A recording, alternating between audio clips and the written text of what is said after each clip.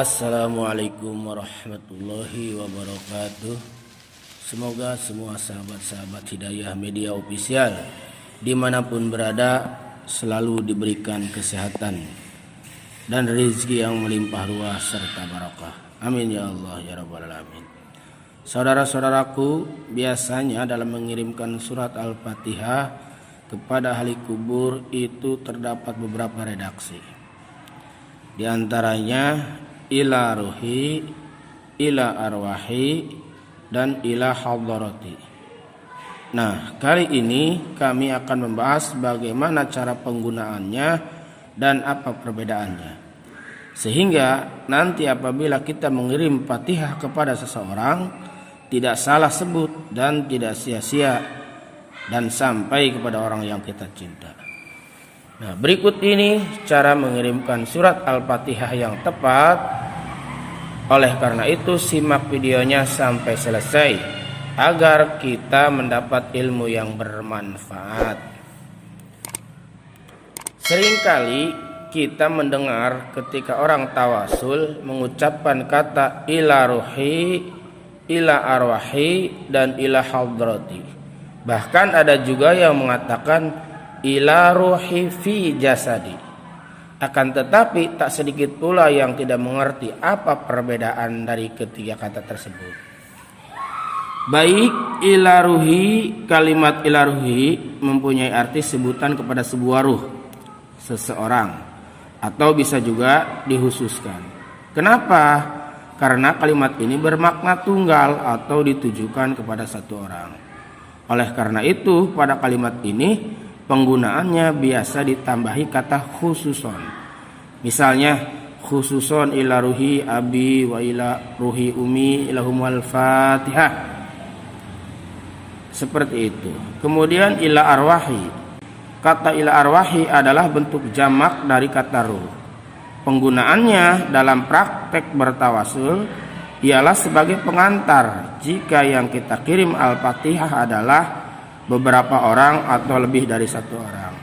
Misalnya, summa ila arwahi jami'il ahli kubur minal muslimina wal muslimat wal mu'minina wal mu'minat al-Fatihah. Atau misalnya summa ila arwahi khususon jami'il ahli kubur, keluarga besar bapak pulan bin pulan, sebutin semua nama almarhum keluarganya, lalu al-Fatihah.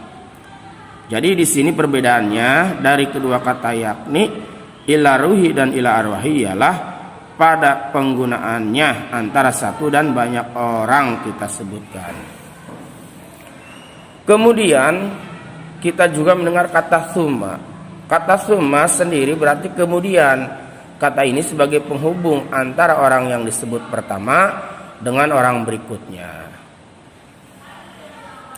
Lalu yang ketiga ila hadarati. Ila hadarati ialah sebutan yang digunakan untuk merujuk kepada seseorang yang dinilai tinggi derajatnya di hadapan Allah Subhanahu wa taala atau orang yang dicintainya. Penggunaannya sebagai bentuk penghormatan atau memuliakan kepada orang yang disebutkan. Yang di sini diketahui orang tersebut sudah tidak terbantahkan iman dan keilmuannya. Misalnya para nabi, keluarga dan sahabatnya, tabi'in, aulia serta para ulama. Contoh, ila hadarati khususun iwanihil minal anbiya'i wal mursalin wasuhada'i wassalihin wassahabati wat tabi'in dan seterusnya, lahumul fatihah. Pokoknya yang intinya kalimat ila hadarati ini digunakan untuk orang yang kita muliakan. Kemudian juga ada ila ruhi fi jasadi atau ila jasadi. Nah, ini keperuntukannya bagi orang yang masih hidup. Kenapa orang yang masih hidup bisa dikirimi Fatihah? Yang sudah meninggal saja bisa, apalagi yang masih hidup.